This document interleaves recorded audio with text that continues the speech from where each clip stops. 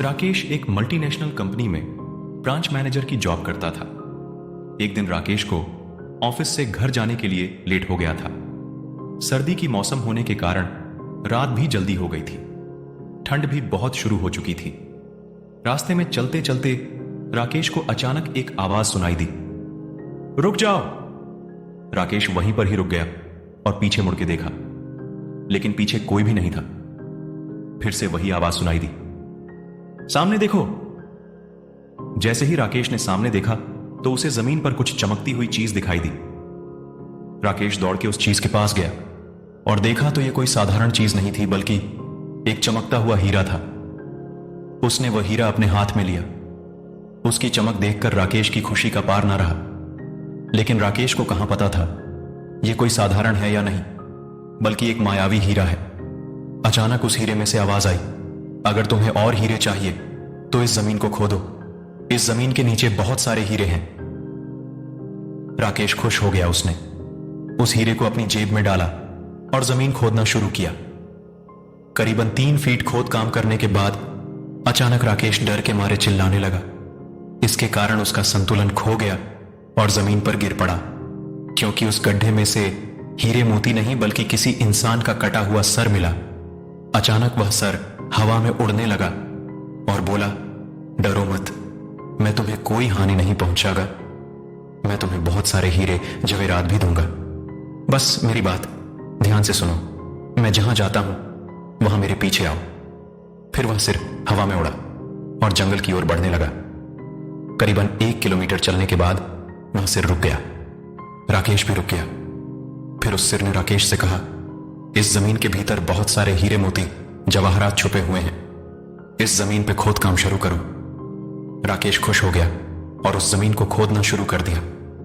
खोदते खोदते उस जमीन के नीचे हीरा मोती तो नहीं मिले, बल्कि उस सिर का कटा हुआ धड़ मिला। उस सिर ने कहा, अब तुम्हें एक आखिरी काम करना है, उसके बाद मैं तुम्हें मालामाल कर दूंगा। तुम्हें कहीं से भी 1 लोटा खून लाना होगा। राकेश ने बोला, 1 लोटा खून? पर मैं 1 लोटा खून कहां से लाऊंगा? उस सिर ने कहा, चलो मेरे साथ। वो डरावना चेहरा राकेश को साथ लेकर थोड़ी दूरी पे गया। वहां उसे एक इंसान को जाते हुए देखा। वो सिर बोला, उस इंसान को मारकर उसका खून ले आओ। राकेश डर गया और बोला, नहीं नहीं, यह मुझसे नहीं होगा। मैं ये नहीं कर सकता। अगर तुमने ये काम नहीं किया तो मैं तुझे बहुत बड़ी मुसीबत में डाल दूंगा। फिर तुम्हारी पूरी जिंदगी नर्क बन जाएगी। राकेश ने हाथ जोड़कर उसे कहा, मुझे माफ कर दो। अगर मैंने उसे मार तो मुझे पुलिस गिरफ्तार कर देगी और मुझे जेल जाना पड़ेगा। उस सिर ने अपने तंत्र मंत्र की शक्ति से एक छुरी और लौटा प्रकट किया और गुस्से से बोला, अगर तुम मेरा यह काम नहीं करोगे तो मैं तुम्हारे पूरे परिवार को मौत के गाढ़ उतार दूंगा। राकेश ने मजबूरी में आकर उस आदमी को मार डाला और उसका खून लेकर उस सिर के पास गया। वो सिर खून को देखकर बहुत खुश हुआ और बोला, यह खून मेरे शरीर पे डाल दे। उस सिर के कहने पर राकेश ने खून को उसके शरीर पे डाल दिया। फिर कुछ ही देर में वो कटा हुआ सिर उस शरीर पे जुड़ गया। यह सब देखकर राकेश की हालत अब खराब होने लगी। वो उस भूत को देखकर काफी डर गया। जैसे ही वो भूत जिंदा हुआ तो जोर जोर से हंसने लगा और डरावनी आवाज में बोला, तुमने बहुत बड़ी गलती कर दी कि तुम्हें मुझे फिर से जिंदा कर दिया।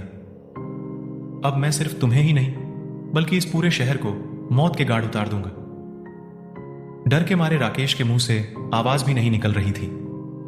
वो अपने जान बचाने के लिए वहां से दौड़ा, लेकिन उस भूत ने छलांग लगाकर राकेश को जमीन पर गिरा दिया और बोला, मुझे बहुत भूख लगी है, अब मैं तुम्हारा मांस खाऊंगा। जैसे ही उस भूत ने मांस खाने के लिए आगे बढ़ा कि तुरंत ही उसका सिर धड़ से अलग हो गया। राकेश समझ नहीं पाया कि आखिर यह चमत्कार हुआ कैसे। जब राकेश ने पीछे मुड़कर देखा तो एक अघोरी बाबा खड़े थे। उस अघोरी बाबा ने कहा, जब तुम उस आदमी को मारकर उसका खून ले जा रहे थे तभी मैंने देख लिया था और समझ गया कि कुछ तो बुरा होने वाला है। इसीलिए मैं तुम्हारे पीछे पीछे यहां तक चला आया और मैंने अपनी मंत्र की शक्ति से उस भूत को फिर से मार दिया। अब तुम निश्चित होकर अपने घर जाओ, अब तुम पर कोई खतरा नहीं है। आज भी राकेश उस बात को याद करता है तो उसकी रूह तक कांपने लगती है। दोस्तों, आपको यह कहानी कैसी लगी, प्लीज हमें कमेंट करके जरूर बताएं।